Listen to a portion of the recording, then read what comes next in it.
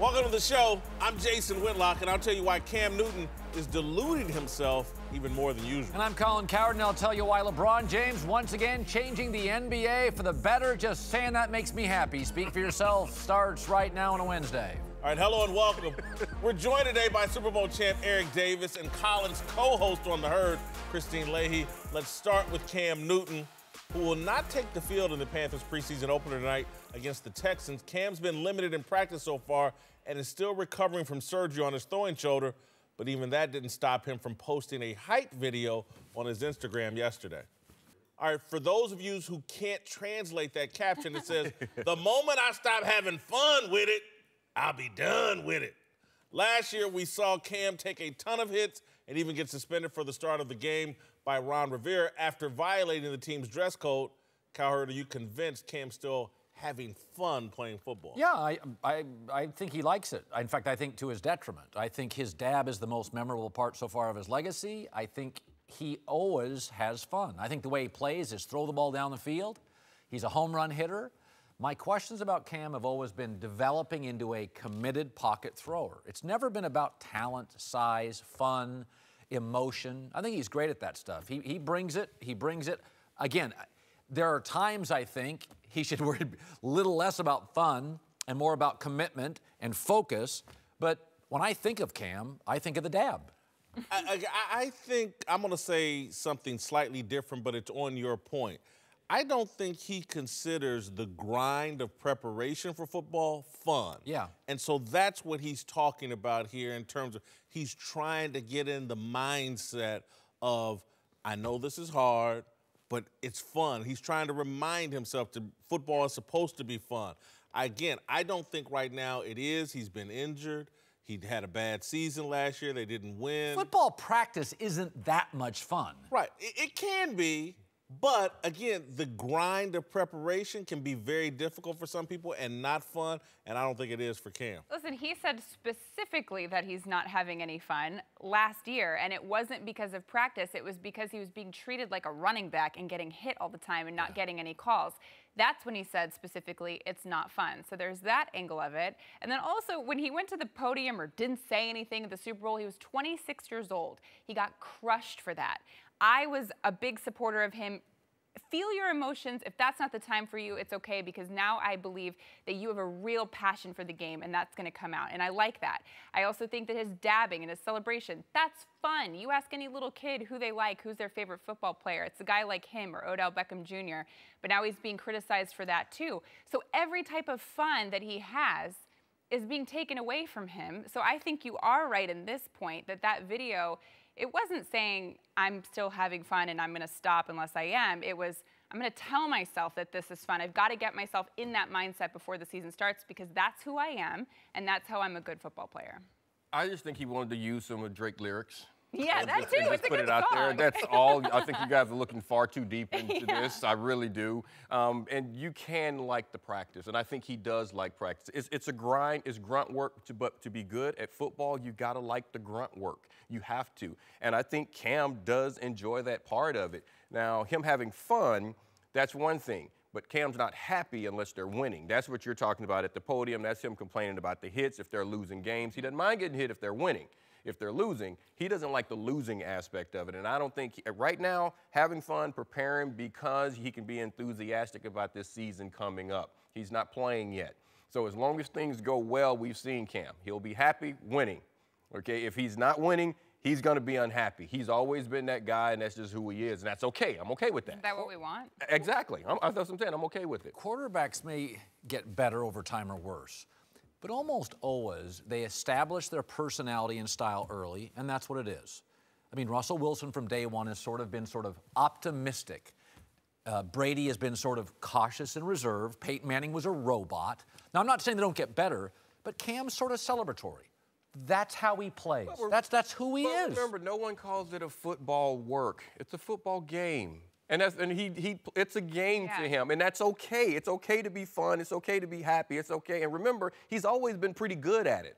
So he's accustomed to coming out on top, and he's always had that upbeat attitude that I expect to win. And I'm okay. Eric, I agree with you, but I think the more football has become a business, and the more money that's been injected into football, the more pressure, and the more work it takes, and the more less fun.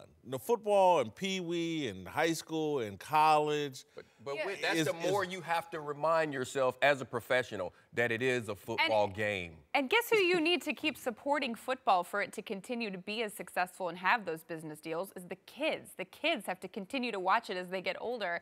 And I'm telling you, putting a bunch of robots out there who are treating it just like a business is not the way to do it. I just think Cam plays the wrong position for his personality in terms of fun, because I just think certain quarterbacks are weird. Peyton Manning, Tom Brady, Russell Wilson, to where the grind, the preparation, the film room, the constant study, they actually enjoy that. I'm a weirdo about writing. I spent this entire morning reporting out a story that I'm trying to write, and it was fun. But so you're assuming that he doesn't enjoy that aspect of it. I don't think he does. But see, that's what I'm saying. For some reason, if the guy's out there having fun, there's this perception that he doesn't enjoy the prep work. Well, if he did, and that's not fair. I think it is. If he did, then his completion percentage wouldn't plummet, and his mechanics wouldn't be awful. It would if he had the bad shoulder, which he had. But again, that would affect a bad shoulder affects how a quarterback throws the ball. Which you've been critical of. It doesn't affect his footwork, but it definitely affects his shoulder. And I told you before, some of these guys are so talented, and I'll give you case in point. The guy we always turn to, Aaron Rodgers, his footwork's not great, but his arm takes up for it. Cam has done that in the past. This is the Speak for Yourself podcast. I am your host, Jason McIntyre. Before we move on, I want to tell you that this podcast is sponsored by Barbasol. The biggest thing to happen to Barbasol since shaving cream is also the only thing to happen to Barbasol since shaving cream. Introducing new Barbasol razors. The brand America trusts for a close, comfortable shave now has premium disposable razors. Barbasol's close shave technology on every razor means you get an advanced pivoting head and ultra-thin open flow blades. The Ultra 6 Plus razor also features a 7th blade, specifically designed to style those tricky areas like under the nose, sideburns, and beard. Visit Barbasol.com and get a $2 savings coupon and see for yourself why Barbasol razors are the #1 new disposable razors out there. You're looking good, America. You're shaving with Barbasol. Now let's get back to the show. Right, to another quarterback who won't be on the field anytime soon, Colin Kaepernick. Yesterday, Spike Lee announced an upcoming rally for Kaepernick outside of the NFL headquarters in New York. Yahoo's Dan Wetzel says the NFL should blame Ravens owner Steve Bisciotti for the rally because Bisciotti said fan opinion will play a big role in whether they sign Kaepernick. Whitlock, should Kaepernick want this rally in the first place to take place? Again, I'm going to go back to what I said yesterday. Where Cap is at right now and where to me, this is all about a money grab and trying to leverage a better contract than perhaps the NFL's been offering. Yeah, this rally, I think he should want because I think it's a shakedown. I think they're trying to bribe or force the NFL into giving him more money than they want to. Listen, I got a lot of respect for Dan Wetzel. I think he's one of the best columnists in America. But this speaks to how difficult it is to even discuss Colin Kaepernick, honestly. To suggest that it's Steve Bisciotti's fault is preposterous because people are afraid to criticize Colin Kaepernick. Well, I actually think Kaepernick's okay with the rally because what Kaepernick is telling me, because he hasn't had a football post since May 29th of 2015, is he's into this stuff. He hasn't talked for a year. Listen, I'm going to believe what you tell me. If you, for a year, didn't talk sports and did only politics, I'd go, well, Whitlock's shifting to a political writer. Yes.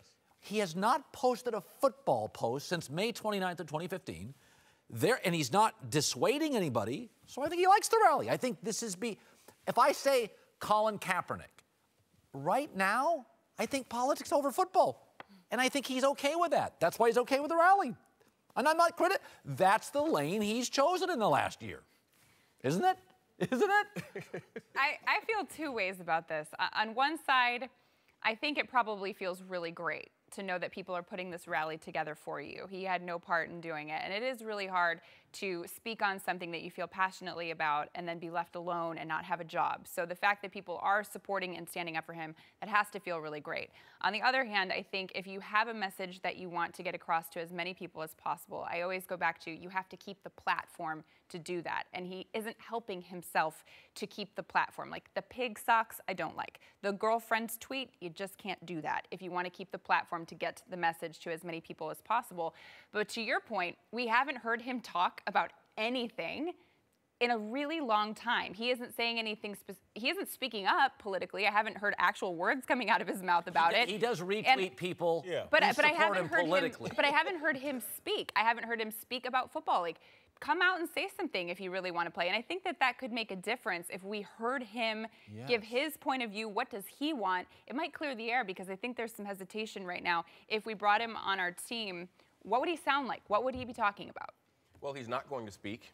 We're not going to hear him. We haven't heard him. And I don't, so as far as this rally, not before this rally, unless he shows up at the rally to speak. He could, but I don't think he's going to. But as far as whether or not he should want this, yes, because if it does put some pressure on the league, if it does make some noise, great. If it gets his message out, because right now, he reaches a different platform. What's his message? With this, his message is about Kaepernick. His purpose for doing this was to talk about, some of the injustices that were going on. That's why he started. So as far as this happening, at some point, someone is going to say, well, Cap should be playing football, and it's going to get to that eventually. And they're going to talk about it on CNN. They're going to talk about it on The View. They're going to talk about it on Good Morning America. He's going to reach Middle America. He's going to reach a lot other people. Talk about Cap. But they'll also talk about the reason Cap is doing this. So if that truly is his reasoning for doing it, his message is getting to where he wanted to get to. And those shows will talk about it more than sports shows do, because the sports shows are the ones that'll make it about Kaepernick. The View and Good Morning America will talk about the message, because Middle America and moms sitting at home and the guys watching at home, those particular programs don't care about Colin Cowherd and the sports. They care about the message. Don't. All they're going to talk about is whether, are the owners being racist towards Colin Kaepernick? You think a mom sitting at home in the middle of the day watching that show cares about the owners? Well, they're not going to talk. They don't. A mom sitting at home doesn't want to talk about police brutality either, and so they won't be talking about that. I disagree Listen, with you. Here's what Kaepernick has done, and here's what his groupies and sycophants have convinced him of: that he is the embodiment of America's racial oppression. And if somehow America treated Kaepernick right, that good treatment of Kaepernick would trickle down to everybody else beneath him. And this is my entire problem. You think that's you think that's what Cap? 100%. And if you believe, I disagree with you on that one. I get it. If you follow the media elite and the black media elite, this is what we believe in: trickle down social justice. If you treat these millionaires better, it's going to trickle down to the poor people. It's the most preposterous, stupid, blind, narcissistic, ignorant thing that's ever been invented. Justice doesn't trickle down, just like economics doesn't trickle down.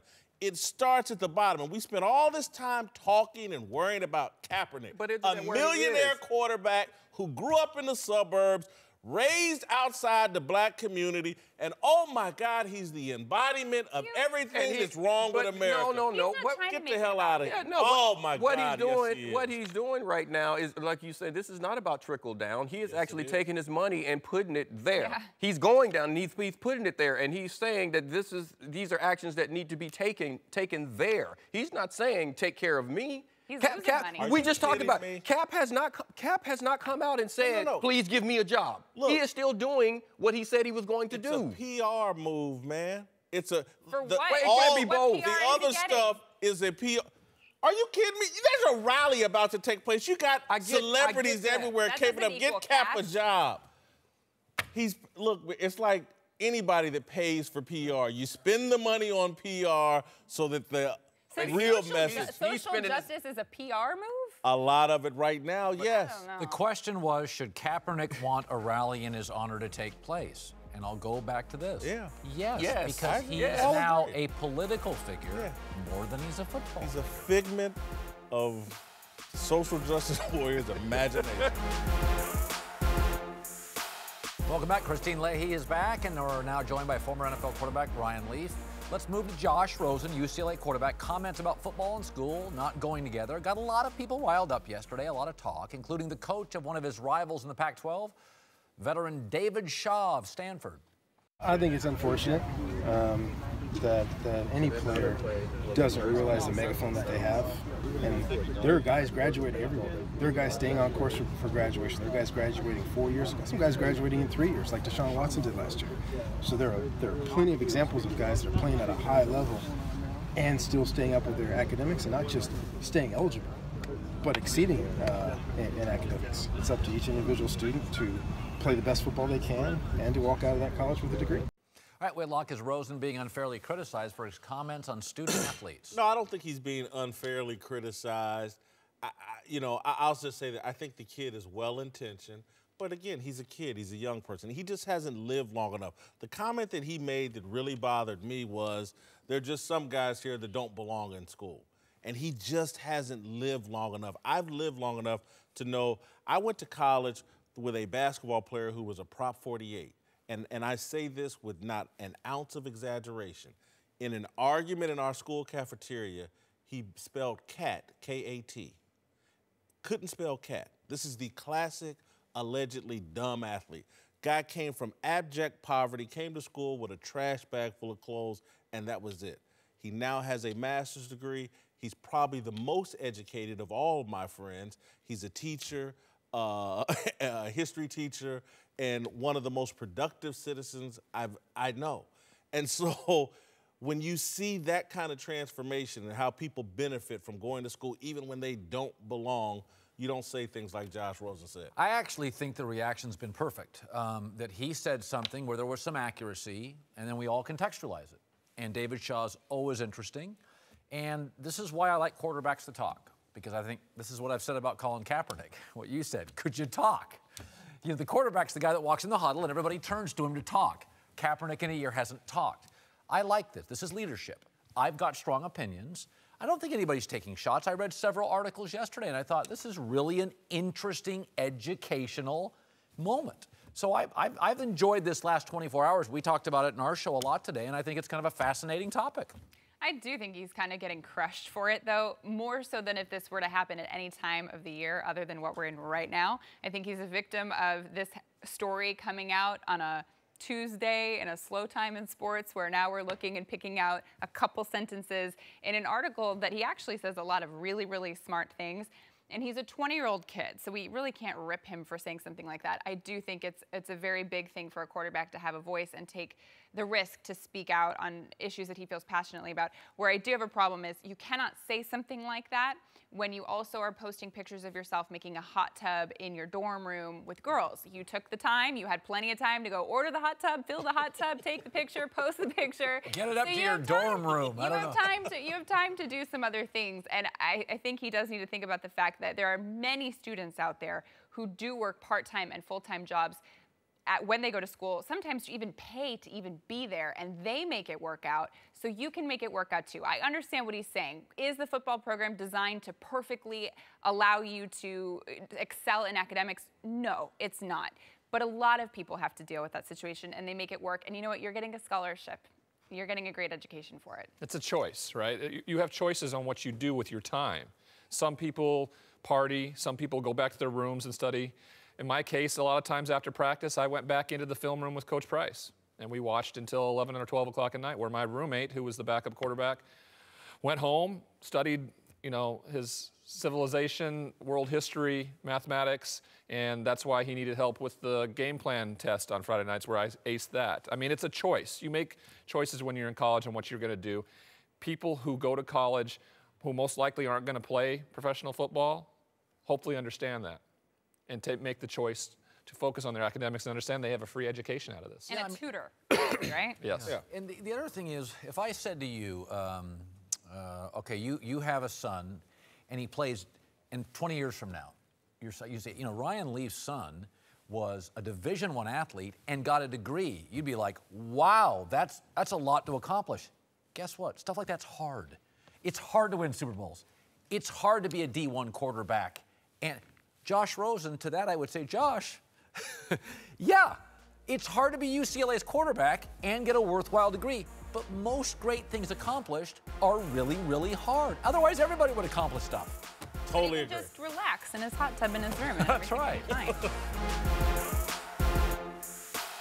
All right, welcome back. Christine Leahy is back, and we're joined now by the founder of the Big League, Jason McIntyre. Let's move to the NBA, where the league announced they are working to make several schedule changes this year that will help address the growing trend of star players resting during the regular season. The trend really became an issue this season when the league's biggest draw, LeBron James, decided he could take a night off whenever he wanted. Yeah.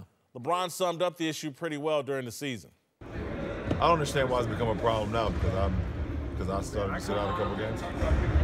No, I don't think that's necessarily the case. Yeah, it is the case. Well, it's absolutely the case. The week before staff and Come on, man. Come on, man. You guys know the real. Cowherd, is it a mistake for the NBA to cater their rules to LeBron James? No, I mean, this is the way sports works. I mean, the NFL changed the Brady rule when his knee got hurt. Buster Posey, the great all-star catcher for the Giants, got hurt. And now they have the Posey rule. You can't run over a catcher. Good point. Kareem Abdul-Jabbar was so dominant as a freshman at UCLA for 9 years. They banned dunking in college basketball. That was not a good point. But Augusta Tiger-proofed the Masters. Not a good point. My point being is sports has always changed rules to protect or demand certain things from their stars because there are certain people who are so dominant and important for their sport, you have to alter rules. Initially, I was against this because they're putting a Band-Aid on a real problem. The players don't want to play 82 games. Right. But that's not something you can really address until there's a collective bargaining agreement. Right. And so maybe this is just a step towards that path. And the next time the CBA is up, maybe they can come to some type of agreement where they can get this schedule down to something that the players want. Because, again, they don't want to play 82. This is a good compromise, I think, in the interim. So, and particularly after listening to your argument, I can't knock it. I think you guys have this all wrong. I don't think they're catering to LeBron even a little bit. I think what they're doing is taking away LeBron's excuse. They would have, they're trying to make it so he can't say, oh, we've got this back-to-back game on a national day. Like, I can't play. They're taking away that excuse. Okay, what are you going to do now? They've lengthened the season. They're still playing the same amount of games. So this is going to force LeBron to have to come up with something else. And you're right, they can't really address it until the new CBA is talked about. But when guys are going to play pickup basketball or the Drew League or the Olympics or anything, that's great, but you can't say that it's a rest thing. Otherwise, you'd be staying at home all summer long to make sure you're resting your body. And I really want them to go to zeros. I think that is the only solution for all of this. You miss a game because you need rest. Zeros on the stat line. I think that's a little dramatic. Guys aren't giving up their stats. Then we'll see. But at the same time, needs listen, rest. We know LeBron's a transcendent athlete, okay? And no longer is 82 games a badge of honor. Michael Jordan played 82 games. Yes, it's still way to go. It's like a pat on the back. It's a badge of honor. The players now don't care about that, Jason. It doesn't matter because we've become a rings league. Well, the numbers and rings. What do you do in the playoffs kind of defines who you are as a player. And to go back to Colin, listen, last year, and I know people will push back, when Peyton Manning was not there, he retired. And Tom Brady was suspended for 4 games. The NFL lacked some juice and star power. There was no face of the league. Aaron Rodgers was struggling. Cam off the MVP was struggling. You need your stars to thrive. Right now with LeBron, they've got a real rivalry, LeBron versus the Warriors.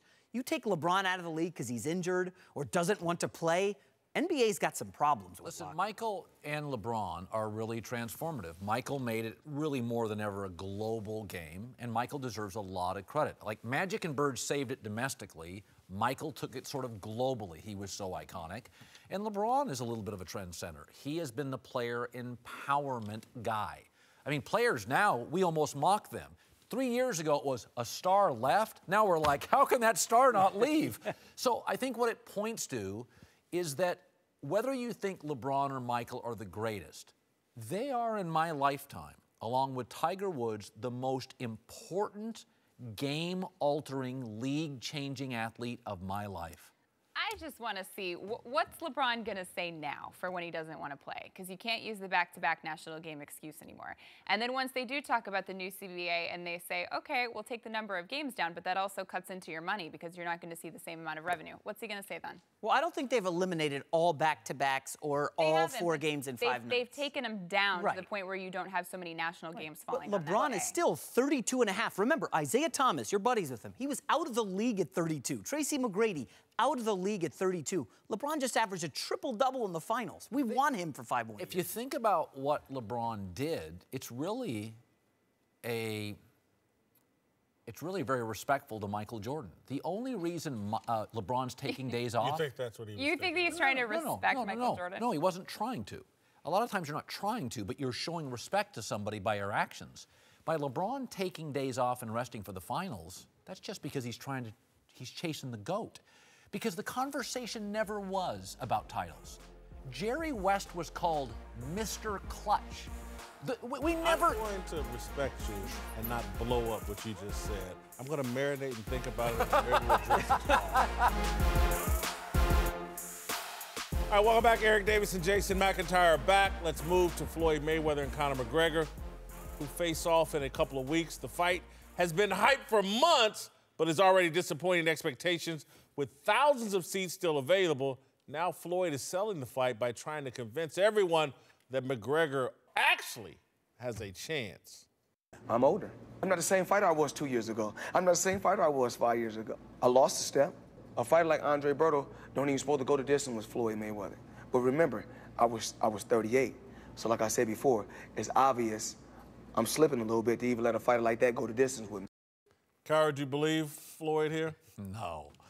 Damage control. 3 days ago, a sparring partner of McGregor rips him. Paulie Walnuts, yeah. Yeah, and 3 days later, they set up a Stephen A. Smith interview where Floyd's like, I'm telling you, I'm a step slow. And listen, and the other thing Floyd said that was laughable, Floyd said, hey, I'm changing my style. I'm going right after him.